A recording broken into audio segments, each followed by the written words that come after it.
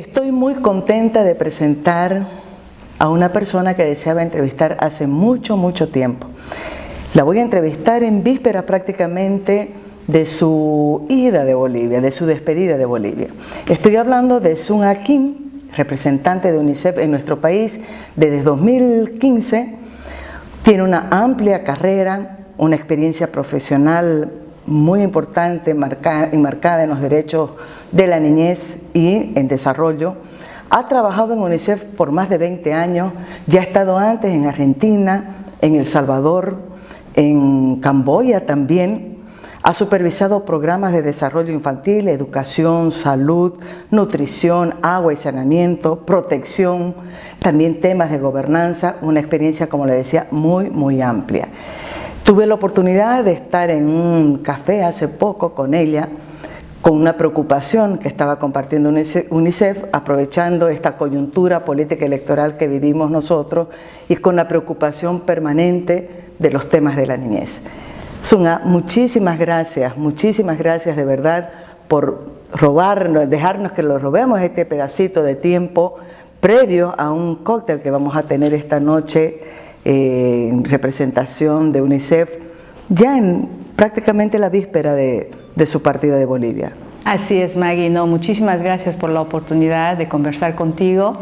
Efectivamente me estoy yendo del país el 22 de agosto, después de haber estado en este país mágico en muchos aspectos, ya 3 años y medio, casi 4 años, y de haber trabajado los temas de niñez, que creo que apasiona a todos, pero por supuesto en mi caso particular pues lo he sentido en mi sangre, en mi día a día, y ha sido realmente un honor poder trabajar en Bolivia con todos los desafíos que eso ha implicado, particularmente para asegurar los derechos de los niños y niñas en todo el país. UNICEF viene trabajando ya hace muchísimo tiempo, no solamente en Bolivia, en muchas otras partes.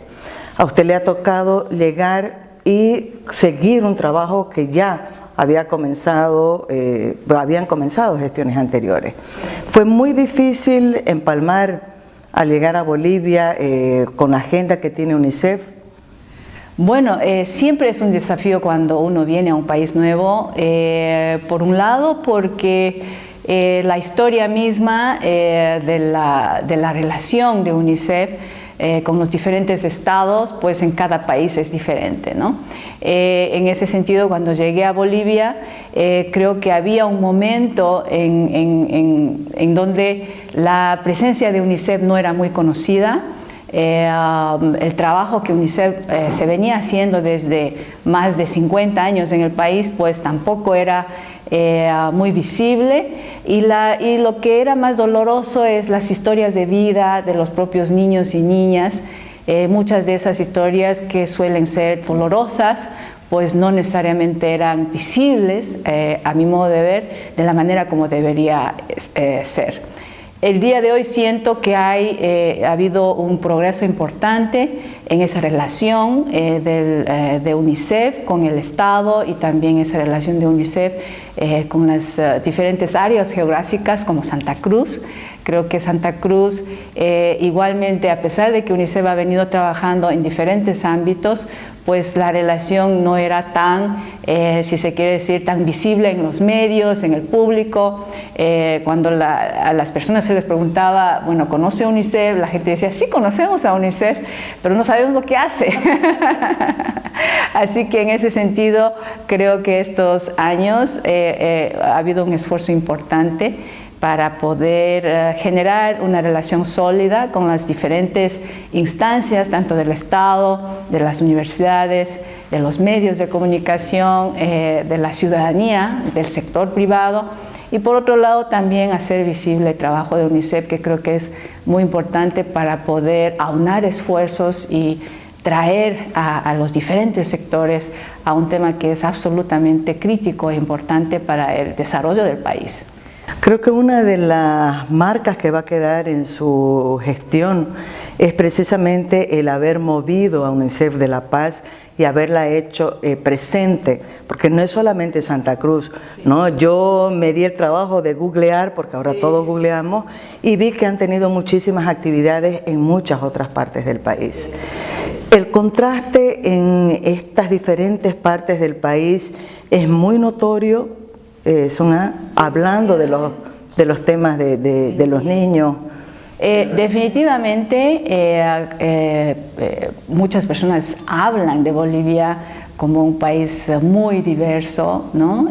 Tanto geográficamente, en términos de las regiones que existe, culturalmente, ¿no? Mentalidad de las personas, etc. En cuanto a los niños, también hay efectivamente áreas que son mucho más rezagadas que otras, ¿no? Cuando miramos la evolución en Bolivia por ejemplo, de la presencia de los niños y niñas en áreas rurales versus áreas urbanas, pues ha habido una migración interna muy importante, pero a pesar de ello existe todavía, por supuesto, bolsones de pobreza y de exclusión en muchísimas zonas, ¿no? Particularmente en las áreas, yo diría, por ejemplo, el Chaco chuquisaqueño o las áreas rurales propios de Santa Cruz. Estamos hablando también de áreas como por ejemplo Pando, Beni, en donde hay efectivamente quizás más desafíos de lo que hay en las áreas como, digamos, en las ciudades, ¿no? Eso no quiere decir que las ciudades también no estén enfrentando nuevos desafíos. Estamos viendo que en las ciudades los niños y niñas, las familias al emigrar hacia las áreas urbanas no traen consigo toda esa red de protección de que solían tener en las áreas rurales, con sus comunidades, con los familiares. Y muchas veces los niños vienen a vivir en las ciudades en un contexto mucho más precario, en ese sentido de que no hay esa red de protección. Y por otro lado, por supuesto, muchas veces con empleo informal, precario, sin oportunidades reales de una garantía de una vida digna en el contexto urbano. Entonces eso crea mayores riesgos para los niños y niñas, que no solamente, digamos, tienen que ver con acceso a servicios sociales básicos, que generalmente son problemas tradicionales en las áreas rurales, pues en las áreas urbanas pues surgen nuevos fenómenos que tienen que ver también con violencia, por ejemplo, que es uno de los temas más acuciantes que hemos vivido o se ha visto en los medios de comunicación en Bolivia. Precisamente usted había citado me he puesto a leer muchos de los artículos que usted publicó. Usted en 2018 planteó esta preocupación hasta con una interpelación a todos nosotros, ¿no? Y daba como datos uno recogido en 2017 que hablaba de 105 infanticidios, 1.575 violaciones a niños, niñas y adolescentes, sin contar además, usted lo subrayaba, los 32.000 casos de violencia intrafamiliar que también se había registrado, de los cuales uno podría deducir que muchos niños han padecido, al margen de estas cifras, otros hechos de violencia. Son cifras muy duras que las repetimos, pero parece que no nos terminan de conmover, ¿o no? Sí, yo creo que efectivamente sí nos conmovemos. Creo que la población siente y sufre y se siente indignada por estas cifras. Creo que lo que nos hace falta es, más allá de conmovernos, cómo efectivamente nos sumamos a las acciones que pueden hacer una diferencia. Y allí creo que tenemos todavía un largo trecho. Una de las razones por las que UNICEF ha venido abogando porque el tema de la niñez sea más visible, es precisamente porque hay la necesidad de posicionar a los niños como en primer plano de las políticas públicas, de la inversión, del movimiento ciudadano que demande y exija y además proteja, ¿no?, como comunidad, la colectividad de Bolivia a los niños y niñas. En ese sentido, pues todos nos conmovemos cuando hablo con diferentes familias, personas en diferentes roles, pues todos se conmueven, pero probablemente lo que necesitamos hacer mucho más es acciones y decisiones que realmente hagan la diferencia en términos de asegurar tanto la protección adecuada e integral para los niños y niñas en relación a violencia, pero también poder asegurar su desarrollo óptimo, ¿no?, como ese recurso, si es que hablamos de recurso, el capital humano de Bolivia, pero también porque tenemos una obligación ética como país y como adultos. Lo que más cuesta es pasar de la palabra, de la emoción del momento, a una coherencia en una acción permanente, porque tampoco se trata de darle la limosna, de llevar una colchita porque es época de frío, de buscar dónde van a estar los niños que están en la calle durante la época de invierno, ¿no? ¿Dónde está la dificultad mayor, Suna, para esto?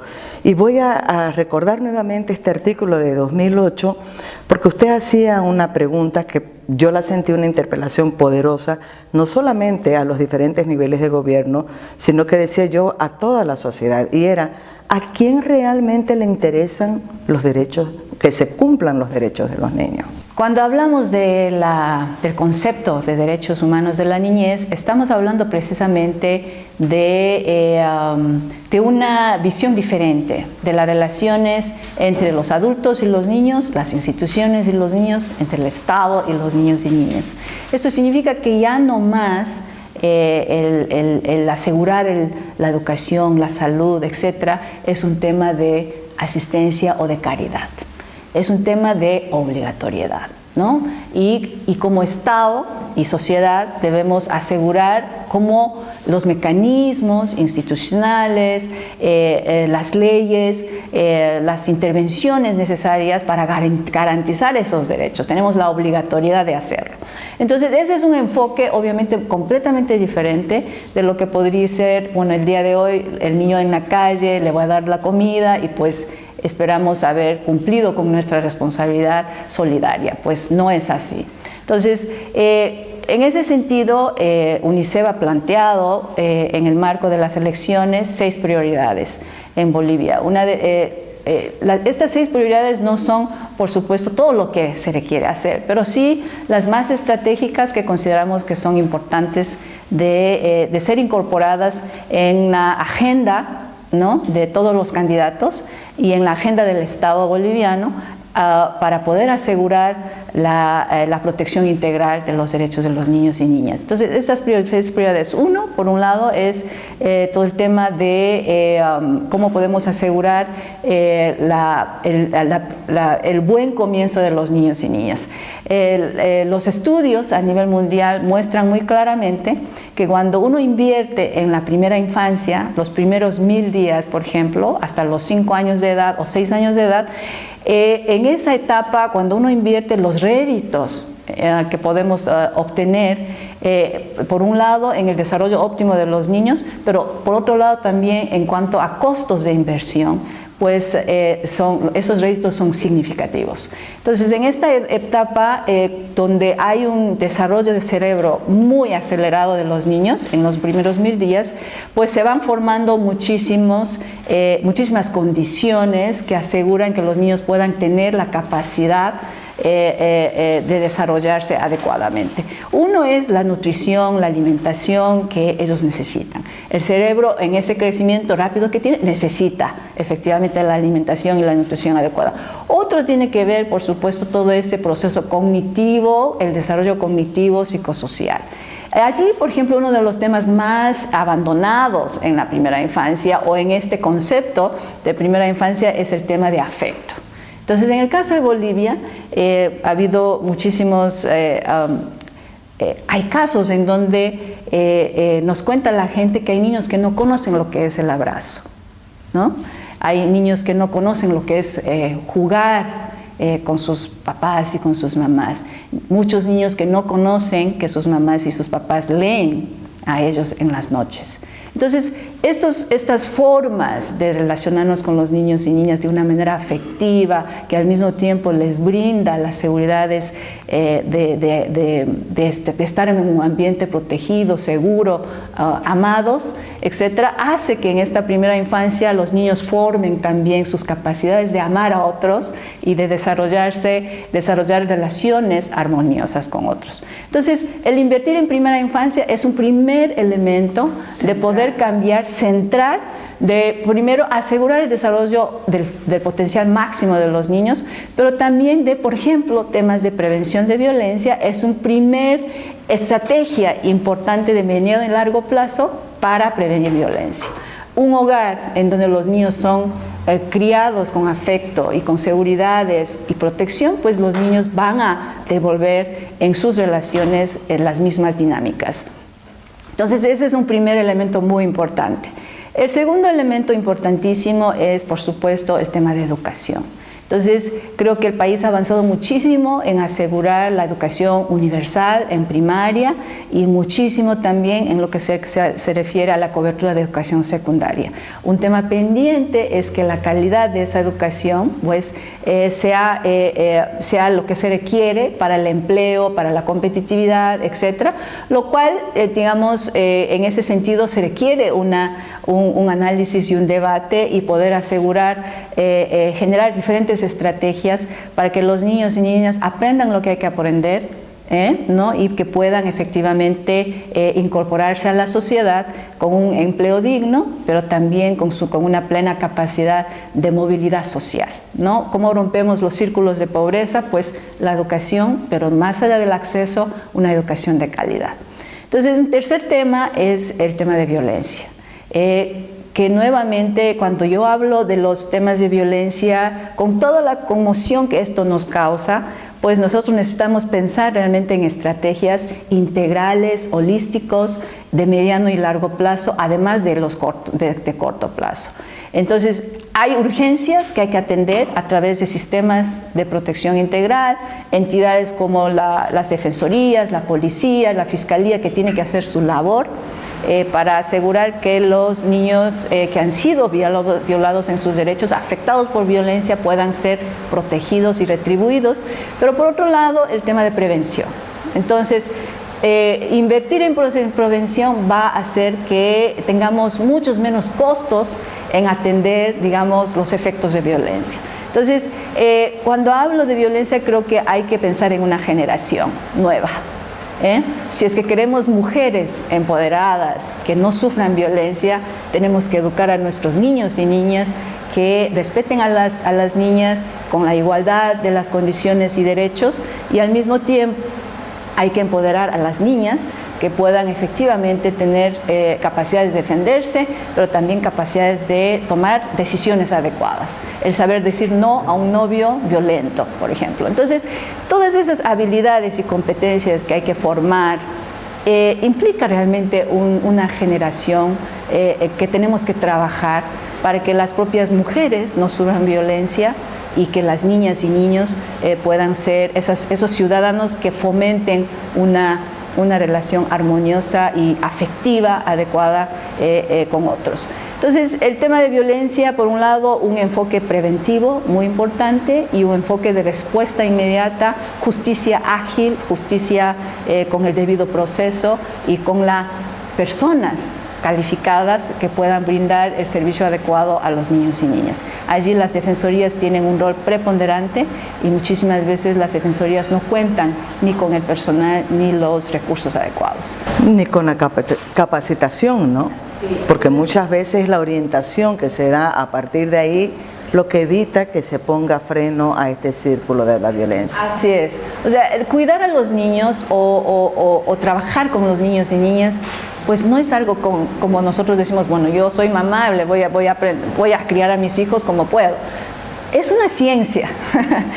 Existe, digamos, experiencias positivas, negativas, prácticas importantes, estudios de rigor que uno, bueno, toma para poder realmente trabajar en el ámbito de políticas públicas, en el ámbito de la familia, etc. Entonces, el trabajo que hay que hacer en estos diferentes niveles, particularmente el trabajo con las familias, es sumamente importante. ¿Cómo generamos familias que contengan más positivamente a los niños y niñas y que podamos dar ejemplos adecuados para reducir la violencia? Entonces, creo que hay que trabajar en el ámbito familiar, comunitario, en el Estado, en las políticas públicas, también trabajar en el siguiente punto que yo pasaría en lo que tiene que ver con marcos legales, que en el país existen marcos legales muy importantes y esa es otra de las prioridades que estamos planteando, y es que la ley 548, que es una ley muy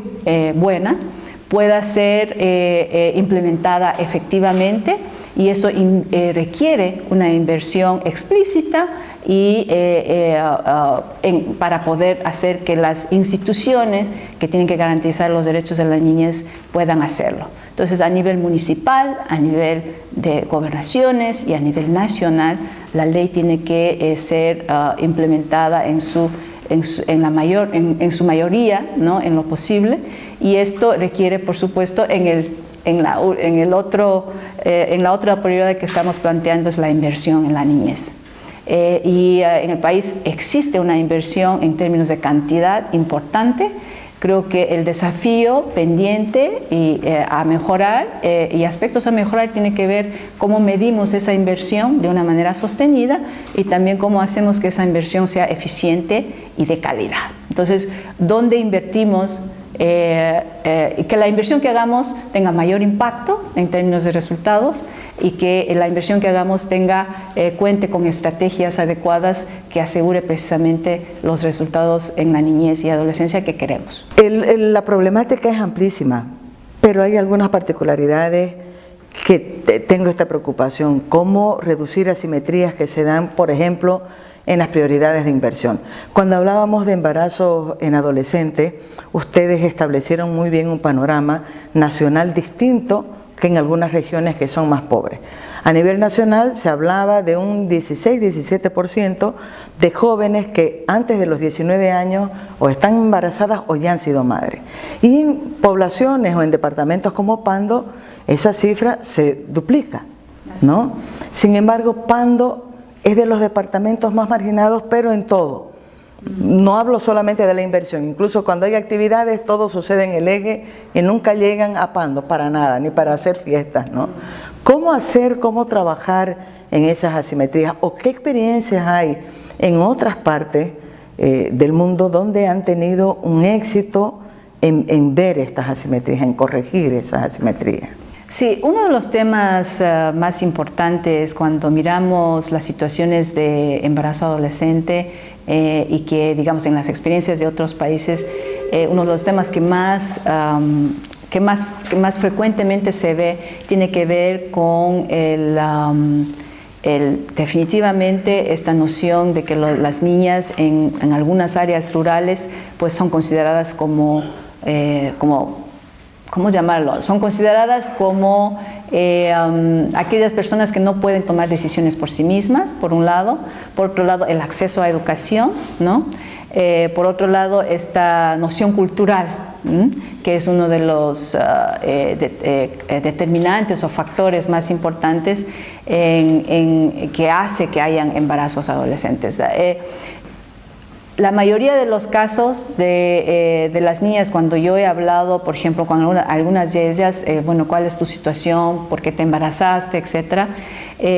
Muchas veces tienen que ver por una presión familiar, porque tienen que casarse con alguien por una situación económica, para poder compensar esa situación. En otras situaciones tiene que ver con su relación de noviazgo, ¿no?, en la que ellos no pueden decir no o no saben decir no.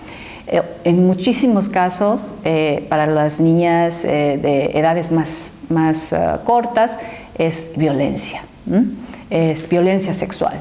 Las cifras que tú has mencionado antes, de los datos del 2018, por ejemplo, lo que nos dicen es que hay aproximadamente 3 a 4 violaciones a las niñas por día en el país.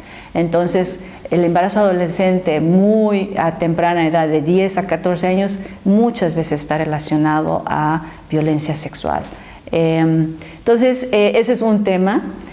Por otro lado, para poder dar una respuesta a esto, pues nuevamente las soluciones no son simples, son complejas y son multidimensionales. Uno es seguir educando a las niñas, darles educación en términos de lo que implica, digamos, los beneficios de la educación versus el optar por un embarazo. Por otro lado, todo el tema de educación en salud sexual reproductiva, importantísimo, es una de las labores que muy fuertemente está siendo realizada por UNFPA, por ejemplo, nuestra agencia hermana. Tal es el acceso a la información, que tengan mayor conocimiento sobre salud sexual reproductiva. El tercer tema es, por supuesto, en mediano y largo plazo, ir cambiando estas nociones culturales de que eso está bien, ¿no? En muchísimos casos, cuando son violencias sexuales, por supuesto, esto va más allá de lo cultural, hay que darle una respuesta con justicia, con atención integral a las familias, a las niñas, con medidas de protección, etcétera, pero en temas nuevamente de cambiar el chip, si quiere decir, para que podamos entender que eso está mal, que las niñas tienen que tener su proyecto de vida, y al tener el embarazo adolescente, pues se coarta ese proyecto de vida, y en muchísimos casos las situaciones de pobreza obligan a que las niñas entren en esa situación, pues el Estado tiene que poder de alguna manera generar las posibilidades de que eso no ocurra en los hogares más precarios. Y por otro lado, darles el empoderamiento a las niñas que se requiere para poder manejar sus relaciones, ¿no? Entonces, educación, salud sexual y reproductiva, un entorno familiar que realmente combata estas nociones culturales de que esa situación está bien, asegurar también el empoderamiento de las propias niñas para poder decir no en las relaciones, en este tipo de situaciones, que son obligadas a tener relaciones cuando ellas no quieren. Y por otro lado, por supuesto, todo lo que tiene que ver con la cultura misma de protección y de prevención de violencia que hay que generar, que ya hemos hablado. Sin duda alguna que ese círculo vicioso se cortaría si estuviéramos trabajando desde hace mucho tiempo en esta base que usted hablaba de los 0 a 5 años, que es el tema de la educación, del amor. Ahora, hay nuevos problemas, ¿no? Hay nuevas preocupaciones que UNICEF está planteando. Algo que parece tan opuesto y sin embargo ocupa una sola mira, tiene que ver con el problema de la desnutrición infantil, que ya he hecho referencia al comienzo, incluso es una de las prioridades, pero este nuevo problema que es el de la obesidad en niños y adolescentes. Incluso lo paradójico en poblaciones que son pobres o en países subdesarrollados. No estamos hablando de una clase social alta que come pero sin parar, ¿no? Esta es una preocupación marcada también en una nueva agenda de UNICEF. Sí, absolutamente. Cuando uno ve los avances en términos de desnutrición crónica, que el país ha avanzado significativamente en la reducción de desnutrición crónica, por otro lado surge, como yo te decía, estos fenómenos que tienen que ver con la propia modernización, con la el propio acceso a alimentos que no son saludables y las prácticas de alimentación inadecuadas. Entonces, en el país definitivamente hay un creciente incidencia de obesidad en los niños que están en edad escolar, en los adolescentes, y esto tiene que ver con educación nutricional. Muchos de nosotros que hemos tenido acceso a información, pues el día de hoy sabemos definitivamente que es mucho mejor comer e importante comer vegetales, ensalada, ¿no? Versus estar comiendo pan, carbohidratos constantemente. Pero la alimentación en general, ¿no? De las familias que no tienen acceso a ese tipo de información y educación nutricional sigue digamos, teniendo en su gran mayoría Coca-Cola, hamburguesa, papas fritas. Yo algún momento dado en un evento, en un conversatorio, cuando estaba dando mi discurso, decía en público, pues que en UNICEF un poco hemos hecho el esfuerzo de prohibir la Coca-Cola o las bebidas gaseosas en nuestras reuniones. Y definitivamente esas son algunas de las prácticas que existen de manera preponderante en la población boliviana. Y estos hábitos alimentarios pues tienen sus efectos en los niños y niñas. Y esto, para poder revertir esto, se requiere definitivamente por supuesto, una política y un programa de asegurar, para promover la nutrición y alimentación saludable. No son tareas fáciles si uno considera cómo se mueve el mercado, ¿no? El tema de la publicidad, el tema de los negocios, las relaciones de los diferentes niveles de gobierno y diferentes gobiernos con el sector económico. Hay ahí también una apuesta complicada. Yo he visto que ustedes en UNICEF Bolivia han estado trabajando no solamente con los niveles de gobierno, sino también con varios actores poderosos del sector empresarial boliviano.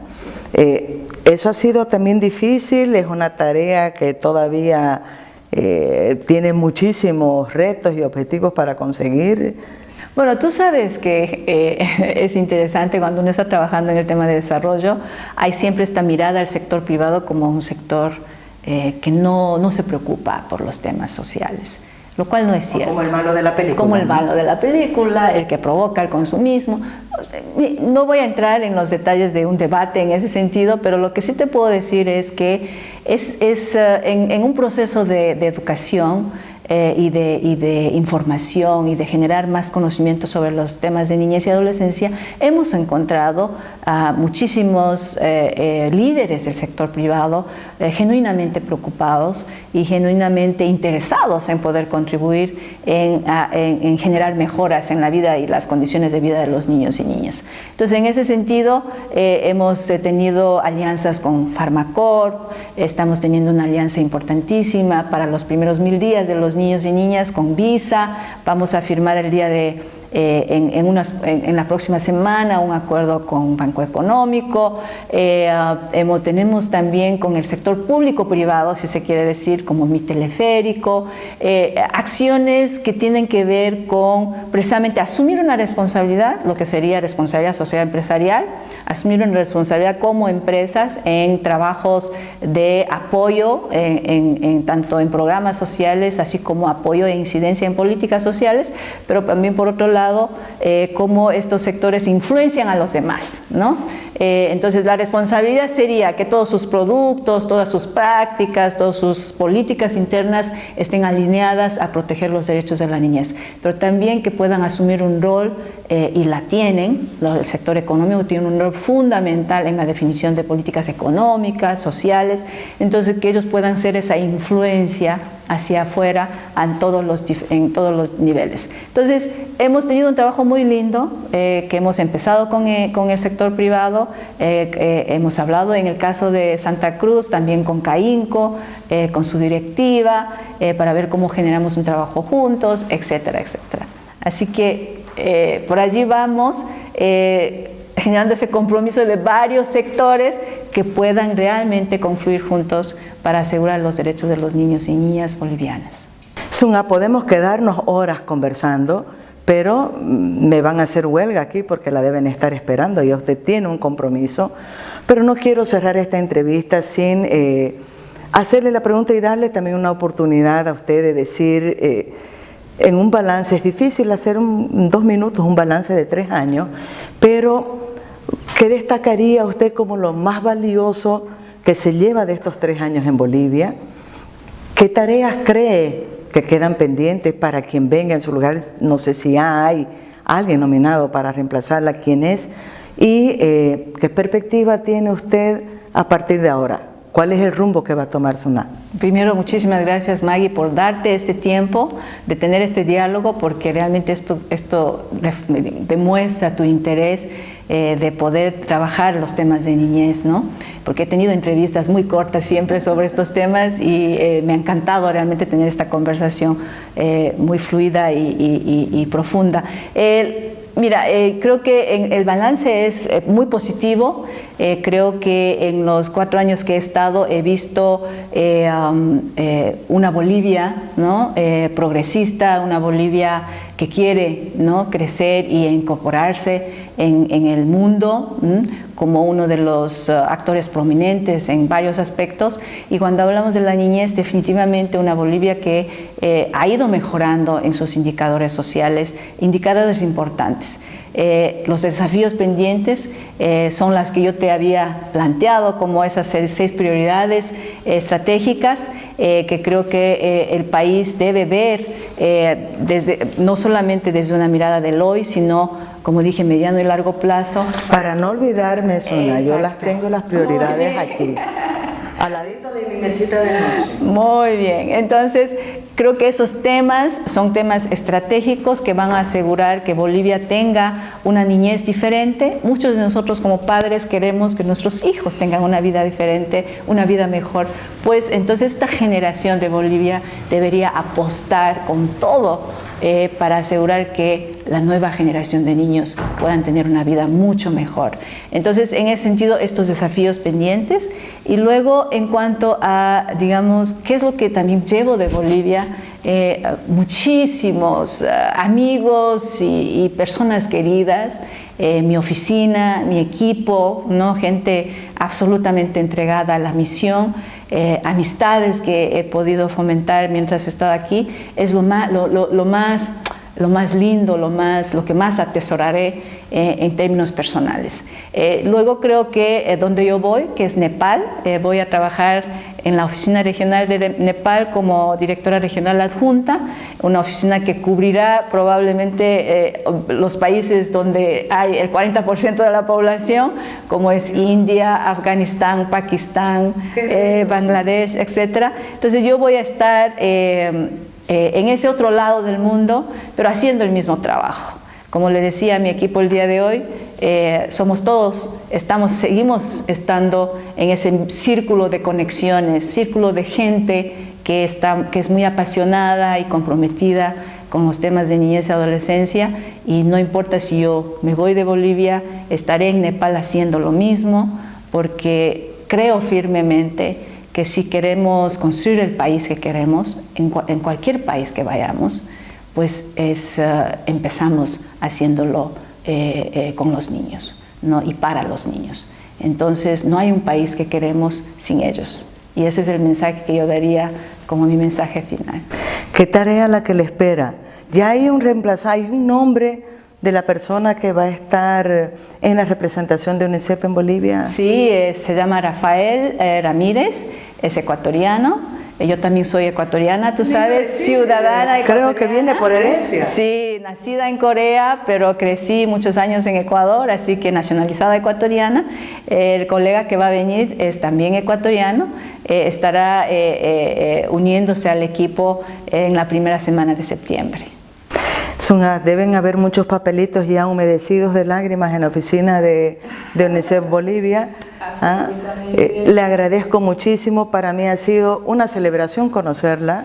Pena que la he conocido cuando ya se está yendo, pero creo que lo bonito es lo que queda, ¿no? Y me imagino que el contacto va a ser permanente y el compromiso nuestro también. Así que desde Nepal usted va a poder estar pidiendo cuenta, ¿cumplió o no cumplió? Lo demás ya era pura palabra. Muy bien, no, Maggie, muchísimas gracias. Igualmente, también comparto, qué pena que no pudimos hacer esto mucho más a menudo, pero yo estoy segura que queda en ti, queda en Santa Cruz, una persona absolutamente comprometida y una abogada de los temas de la niñez, así que contamos contigo y ojalá que nosotros todos algún momento podamos decir que hemos hecho nuestra labor para asegurar una generación de niñez mucho mejor. Que pensemos que cualquier niño es nuestro nieto o es nuestro hijo. para que la preocupación sea de verdad en serio, ¿no? Un abrazo grande, Suna. Igualmente. Y espero que podamos volver a encontrarnos, por más que usted se vaya a Nepal. Sí, ven a visitarme cuando quieras. Muchas gracias. A ti, muchas gracias.